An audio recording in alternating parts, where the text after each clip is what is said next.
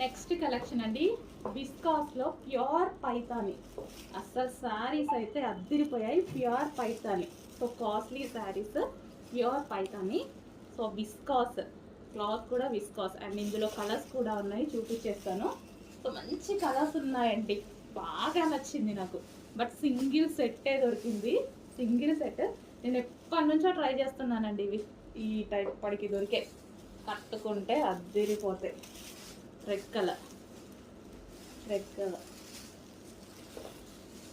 and అందులోనే blue